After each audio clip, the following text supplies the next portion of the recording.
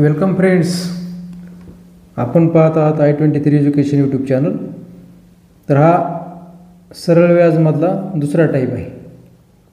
तर बघा 48वा क्वेश्चनमधला हा पहिला पुन्हा 7% या दराने 7 वर्षासाठी कोणत्या मुद्दल रकमेवर होणारे सरळ व्याज हे 10,290 रुपये असेल.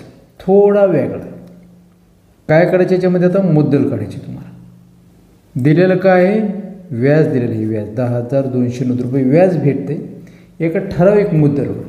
मग ती मुद्दल किती ती काढायची. आपण अगोदर किमती मांडून घेऊ. बघा एकदम सोपं आहे, समजून घेणं सगळ्यात महत्त्वाचं आहे. किमती मांडून घेऊ. पी का पी सरळ मुद्दल ही काढायची तुम्हाला. तर दिलेलं काय काय याचा इंटरेस्ट दिलेला आहे. किती आलेला इंटरेस्ट आहे, 10,290 म्हणजे सरळ व्याज दिलेलं आहे.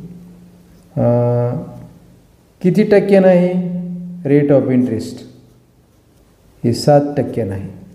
किती वर्षासाठी, इयर म्हणजे 7 वर्षासाठी. हा आपण मांडून घेतला. पी प्रिन्सिपल अमाऊंट, आय म्हणजे याचं सरळ व्याज येणार इंटरेस्ट किती आला आहे ती. आर म्हणजे काय, रेट ऑफ इंटरेस्ट. आणि वाय म्हणजे काय, इयर. तर फॉर्म्युला माहिती आहे तुम्हाला, आय इज इक्वल टू तिन्हीचा गुणाकार. कोणाचा, पी वाय आणि आर भागिले हे 100. पण आपल्याला आता थोडं उलट करायचं आहे. काय करायचं उलट आपल्याला, की हा आय दिलेला आहे, आर दिलेला आहे, वाय हे पी काढायचं, मुद्दल काढायची तुम्हाला. मग मुद्दल बरोबर फॉर्म्युला तयार करा. ही मुद्दल पी इज इक्वल टू हा आय जशाला तसा, आय जशा तसा ते 100 इकडं जाईल आयला गुणिले, बरोबर. आणि म्हणून हे वाय आर काय येईल, खाली येईल असं छेदस्थानी. हे लक्षात आलं sir. P is equal to I into 100 divided by Y into R. किमती ठेवून देतो मी.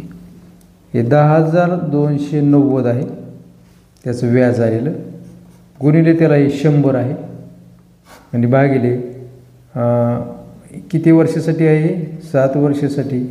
आणि याचा किती टक्के रेट इंटरेस्ट आहे, हा 7%.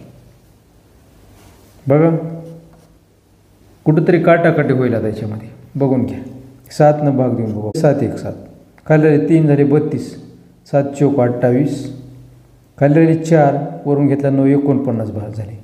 7 7 49 आणि 0ला 0, 14 70 आली. पुन्हा आणखीन ह्या 7 भाग जातो कधी बघा.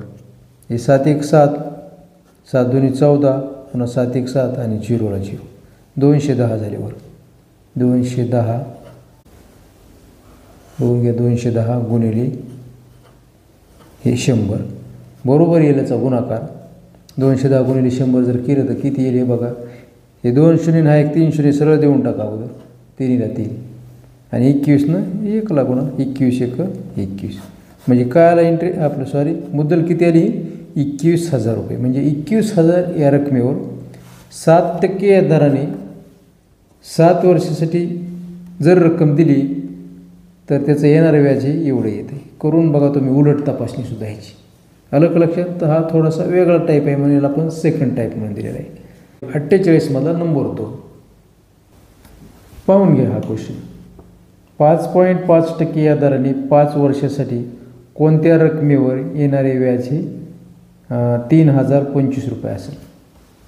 मागच्यासारखाच हा प्रॉब्लेम किमती ठेवून घेऊ आपण अगोदर. तर काढायचे तुम्हाला काय, तर मुद्दल काढायचे. मी सुरुवातीलाच लिहितो P is equal to question mark. हे इंटरेस्ट त्याचं आलेलं आहे म्हणजे सरळ व्याज आलेलं आहे 30/25 म्हणजे 3,025. किती टक्क्यानं आहे, रेट ऑफ इंटरेस्ट हे आहे 5.5%. किती वर्षासाठी आहे, हे 5 वर्षासाठी. हे किमती अशा लिहून घ्यायच्या.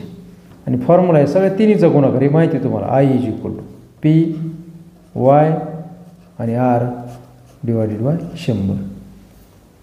तर पी बरोबर पुन्हा हे पी बरोबर हे आय जशाला तसा, हे आय हा 100 जाईल इकडं गुणिले होईल, हा 100 गुणिले. आणि वाय आर कुठे येईल, पुन्हा भागिले येईल. हे वाय आणि आर हा नवीन फॉर्म्युला तयार झाला पी काढण्यासाठी. असा बी तुम्ही लक्षात ठेवू शकता. आय गुणिले 100 भागिले वाय आर असा बी तुम्ही लक्षात ठेवू शकता. किमती ठेवायच्या फाटफाट. हे 30/25 गुणिले 100 डिवायडेड बाय वायची किंमत, वाय म्हणजे इयर 5 वर्षासाठी आणि रेट आर म्हणजे किती 5.5 5. सगळे सोपे घेऊन उपयोग नाही. तुम्ही सोपे तर लगेच 1 मिनिटात सोडत. हे तुम्हाला असे अवघड गणित आले पाहिजे म्हणून समजून घ्या आणि व्हिडिओ शेवटपर्यंत पहा. कारण असा कोणताही प्रॉब्लेम आला तरी तुम्हाला पुन्हा सोडवण्याला काही अडचण येणार नाही. भागाकार करून बघायचे आहेत आता 5 हे बघा ते 5 भागतो मी. 5 1 5 इथं वर आहे. 5 × 30 वरून घेतला 2चा भाग बसत नाही 0 येईल. आता झाले पुन्हा एक 5चा घेतला 25 झाली आणि 5 5 25 605 झाले बरोबर. 605 गुणिले 100 आणि डिवायडेड बाय 5.5. कधी बी सोडीत असताना सोपा करायचा प्रयत्न करायचा. जिथं कट होईल तिथं कट करायचा आणि सोप्यात सोपा गुणाकार असेल भागाकार असेल करण्यासाठी प्रयत्न करायचा. आता सोपा कसा करतो ह्याला बघा. हा जो पॉईंट आहे त्याला मी इकडं आणतो पुढं सारतो. मग हे झालं 55. मग इथं जो पॉईंट असतो 100च्या पुढं तो बी पुढं आणला मग इथं होईल 1000. कुठं येईल इथं पॉईंट येईल म्हणजे 1000 होईल. म्हणजे काहीच संख्येमध्ये बदल पडणार नाही. कसं झालं बघा हे आता 605 गुणिले 1000 आणि भागिले 55. सोपं केलं मी आणखी ना तुम्हाला मुद्दाम सोडवण्यासाठी. पॉईंटची अडचण येऊ नये म्हणून पॉईंटच काढून टाकला. खालचा 1 पुढं सारला वरचा 1 पुढं सारला बरोबर झालं. बघा आता 55च भाग देऊ याला.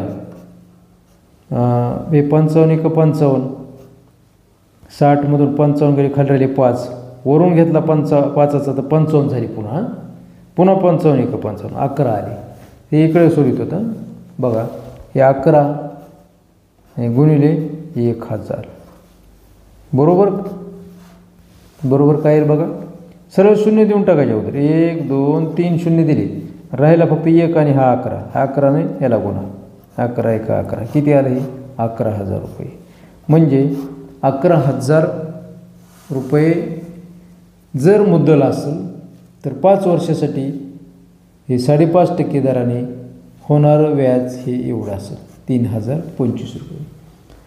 तर मित्रांनो आपल्याला हा व्हिडिओ आवडला असेल तर चॅनलला सबस्क्राईब करा आणि बेल आयकॉनला प्रेस करा जेणेकरून पुढील व्हिडिओ तुम्हाला सर्वात अगोदर पाहता येईल. So thanks for watching.